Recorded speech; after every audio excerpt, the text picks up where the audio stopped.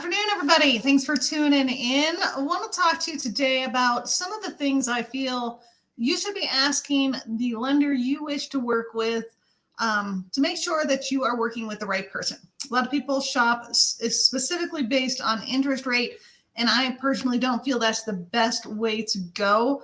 You need a lender who's going to meet your needs not only at that time, but post-closing as well and with future transactions. So I think there are certain things you should be looking for in a lender to make sure that the experience you have is the best experience possible.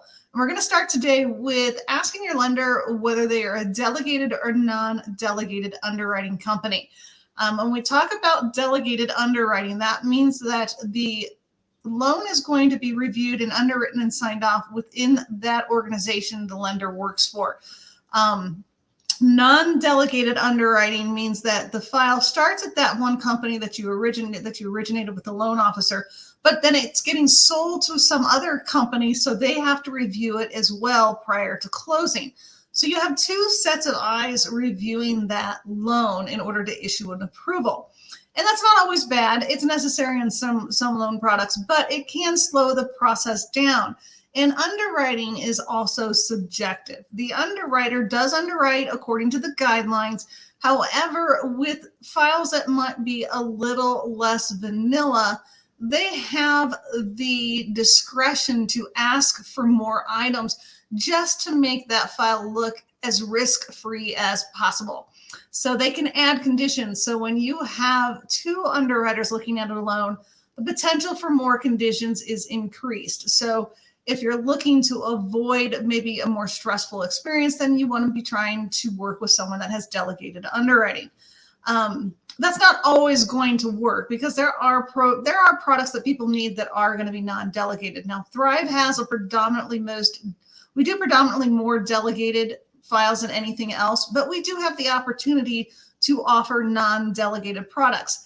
That would be for non-QM mortgages, so non-qualified mortgages, like self-employed borrowers that won't work with tax returns. Those files don't work that way, so we need bank statement loans for them. So in those cases, I'm advising my clients, expect a little more time, a few more conditions. It's going to be a little more work. But most of our products are delegated. But this is something you should find out when you are working with people.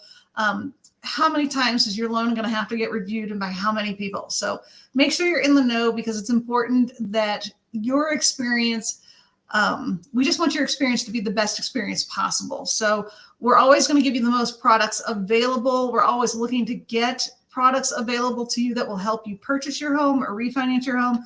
But it should be something to consider, especially if you need a quick closing as to what kind of product is going to be used, a delegated or non-delegated loan.